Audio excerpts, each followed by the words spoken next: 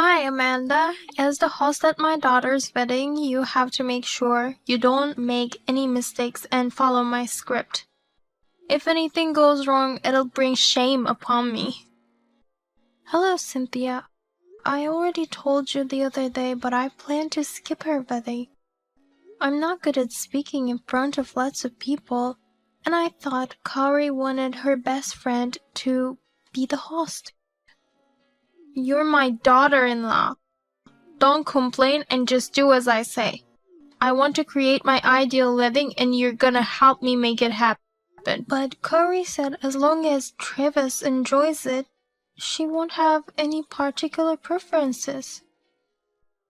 Don't you want to make your sister-in-law's wedding a success? I do, but now I'm in the last month of pregnancy, so I want to avoid any risks. The wedding venue is a bit far from my hospital and some people may get drunk. You know? This is my first time giving birth, so I'm very nervous. Plus, I don't want to cause any trouble at her wedding. It's not good for the baby if you get too nervous. As a woman who has experienced childbirth twice, I'll give you some advice. In order to give birth to a healthy baby, you need to exercise. Coming to the wedding would be the perfect opportunity for you to get good exercise. I'll have you by my side as my servant to entertain the guests, so come, okay? I knew you were trying to use me like your servant. You're my daughter-in-law, so I have the right to use you as I please. I thought I helped you enough already with the preparation. I even helped you pay for the wedding. Can't you at least give me a break for the last month? Don't be lazy. Anyway, I will never allow you to skip the wedding. Got it? You useless daughter-in-law. I can't believe you really skipped Kari's wedding. It's such a shame that my eldest son's wife didn't attend. I told you in advance, didn't I? I'm in my last month of pregnancy and my due date is coming up. I told you I wanted to skip the wedding to avoid any trouble. I didn't think you'd really be absent. Well, it's too late for you to apologize now. What? What do you mean? We don't need a useless daughter-in-law who would skip her sister-in-law's wedding just because she's in her last month of pregnancy. I filed for your divorce today. Now it's time for you to get out of this house. You filed divorce? Divorce between Travis and me? That's right. A useless woman like you is no good for my son. You can't just file for other people's divorce. I have to call the authorities right away. It's too late. It's already been accepted. I just did some research and it seems that divorce papers submitted without consent can be invalidated. Too bad. But this is all because of you, skipping Kari's wedding. Without you, I had no one to do my biddings. And the wedding became nowhere near my ideal wedding. So I think you should just shut up and accept the divorce. Aren't you worried about the baby in my belly? Don't you hope for the best for her? Nothing bad will happen. I think you've seen too many dramas. Anyway, until you reflect on your actions enough, I won't let you in my house. Now, pack up your stuff and get out of this house. We're going to the after party, so you should be out by the time we get back. Amanda, how are you feeling? I'm heading home now, so let me know if you need anything. I'm still fine, thank you for your concern. But don't you have to go to the after party too? I had no intention of going. If I were Kari and her friends, I wouldn't want my parents to come. But your wife said she's going. Yeah, she wasn't happy with today's wedding. I guess she's going to the after party to vent her frustration. But I don't know if it's gonna be fun partying with such young people. I'm sorry. It's because of me. Why are you apologizing? Your wife is in a bad mood because I missed the wedding. Did Cynthia say something to you? Yes, that a useless wife who misses her sister-in-law's wedding should get out of the house. What? I'm sorry, Amanda. No, you've done nothing wrong. What the hell is Cynthia doing? You're in the last month of pregnancy. How is gonna take responsibility if something happens to you or the baby? Has she done anything else to you? As a matter of fact, she filed for our divorce without permission. No way. I'm going to call the authorities tomorrow and ask them to take it down, but I was surprised it'd go that far. Okay, I'll talk to her about it too. You tipped off my husband. He got mad at me because of you. It's the daughter-in-law's duty to accept the mother-in-law's words without telling others about it. Shame on you. I've done nothing wrong. You know, I'm in the last month of pregnancy and still you try to kick me out. Your actions have gone too far. I don't care what you think. A daughter-in-law who won't even listen to her mother-in-law needs this much of a punishment. Enough is enough.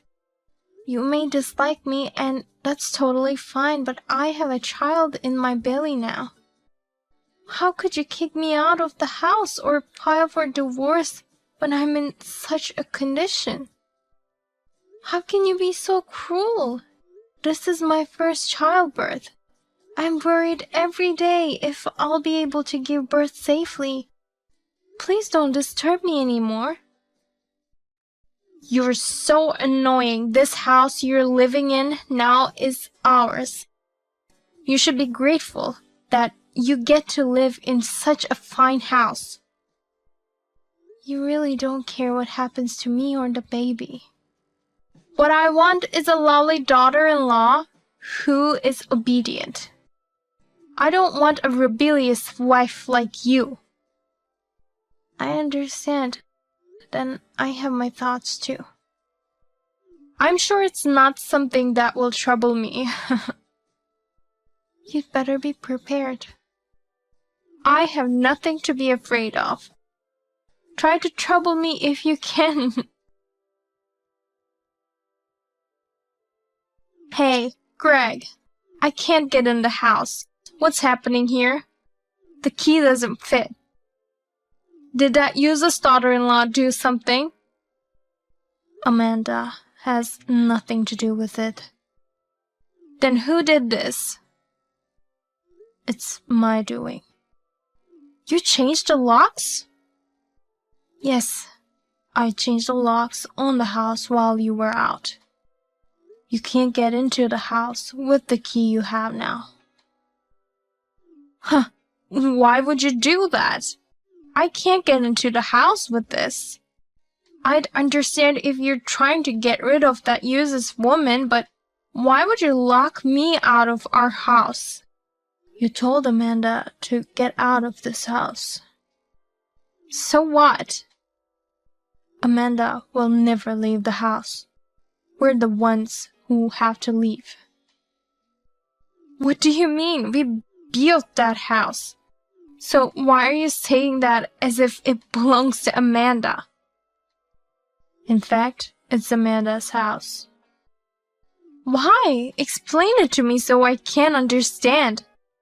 This house was built with a loan made by us. But you designed it unnecessarily gorgeous to show off. The extravagant exterior, a huge yard with extra space, and even the interior is elaborate. In the end, we had to take on a lot of debt to pay the mortgage on the house, right? Yes, but you said you already paid that off. Were you not listening to me? It's not us who paid off the debt. It was Amanda's father who took care of it. What? Amanda's father made a proposal to pay off the rest of the debt, saying he was grateful that his daughter could live in such a nice house in an ideal location. Amanda seemed to have told him how much he liked our house. His only condition was to change the house owner to his daughter.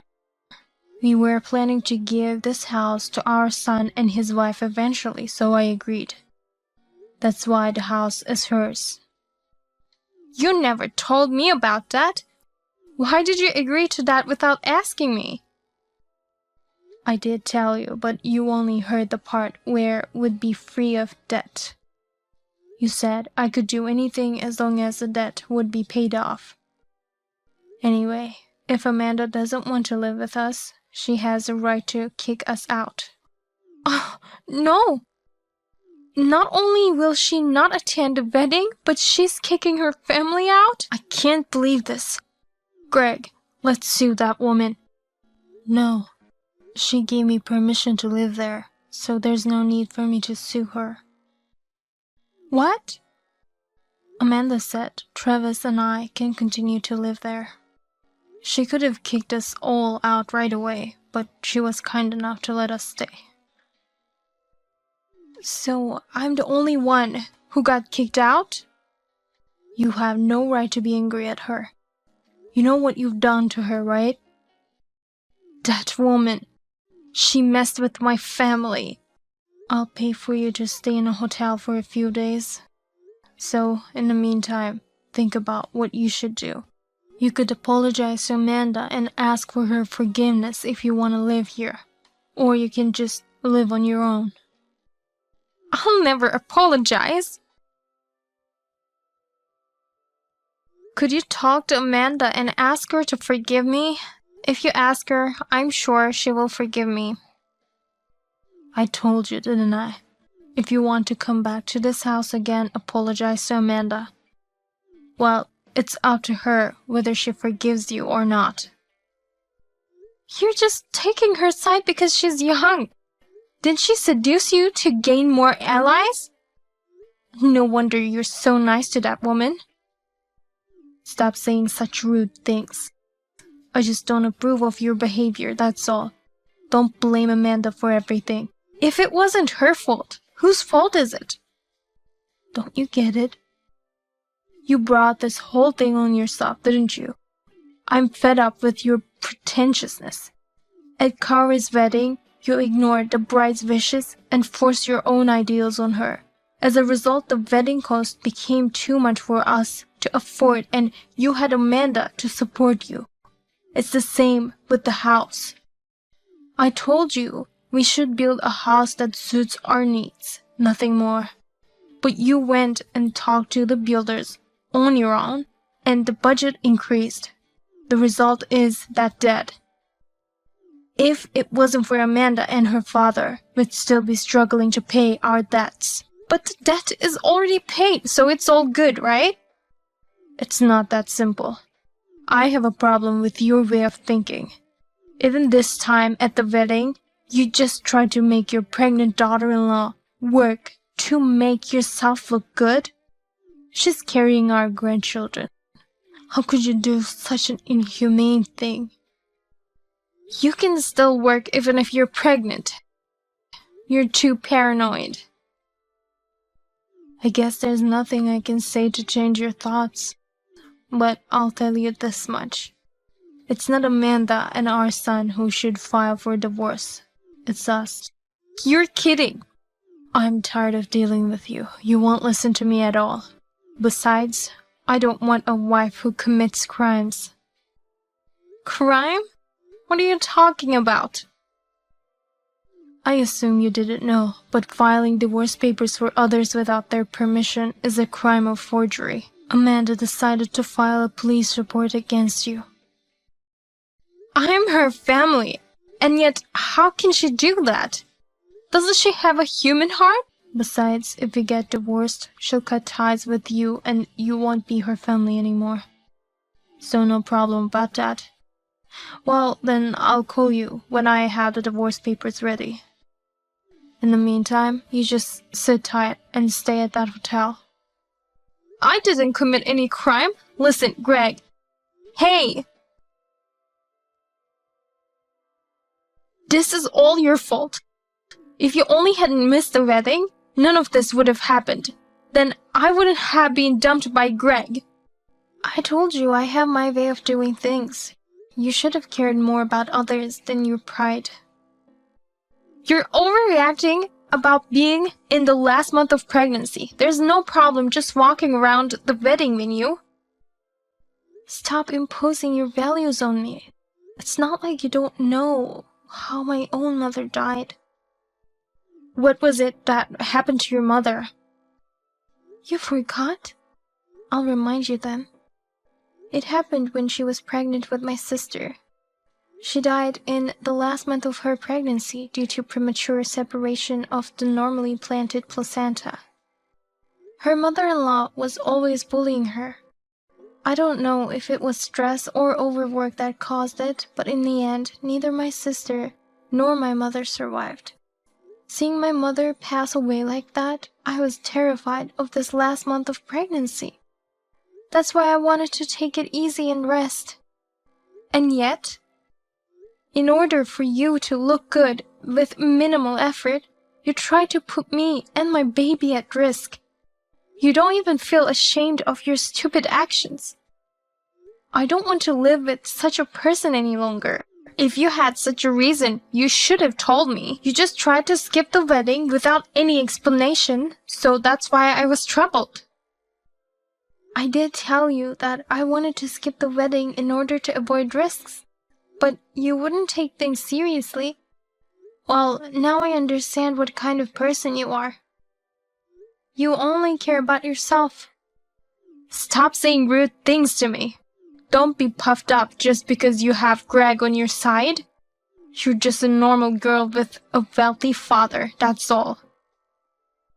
I wonder who it was that you asked for financial aid for Kaori's wedding. You? Oh, by the way, if you get a divorce, I'll cut ties with you, and we will no longer be family. Then I will charge you for all the money I've sent you in the past. What? Not only Kaori's wedding expenses, but also half of the debt my father paid. I'm going to ask you to take responsibility for that. There's no way I can pay for that. You're asking me to get a job at this age? If you don't have the money, then you'll have to get a job and work. Both expenses were just paid temporarily by me and my father. But you signed a contract saying you'd have to pay it back if you didn't meet the conditions. Greg is the one who was negotiating, so you should charge him instead of me. As for the wedding cost, you should charge Kaori since it was her wedding. No, the contract has your name and signature. It's only right to charge you for them. You may have not read it thoroughly, but both my father's contract and mine says you'll have to pay back the money if I ever cut ties with you. Oh, no. What should I do? There's no way I can pay that much money. If you work like crazy, I'm sure you'll be able to manage.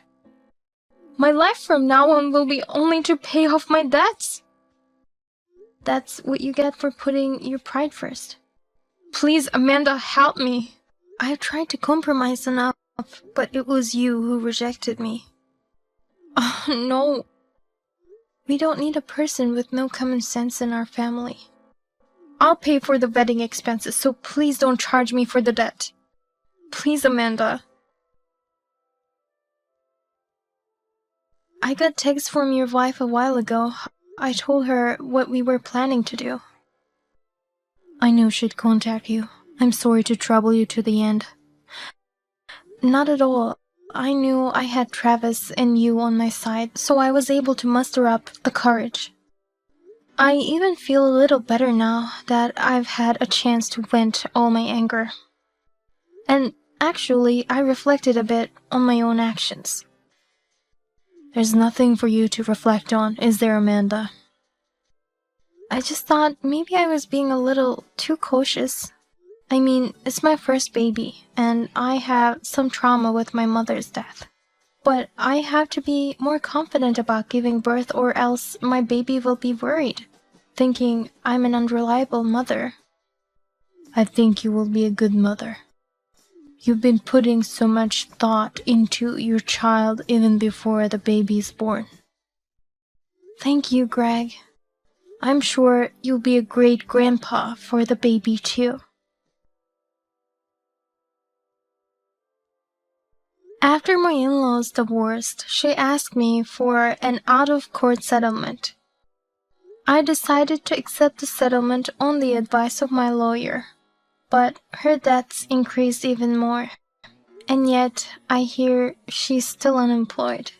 She was recently seen hanging around a consumer loan office, so I hope she just decides to get a job instead of drowning into further debts. As for myself, my delivery went off with no problems. When the contractions came, I thought of my mother and became anxious. But the moment I saw the baby's face, everything blew away. I feel like I finally overcame years of trauma. Recently, my husband and I have been discussing when to have our second child.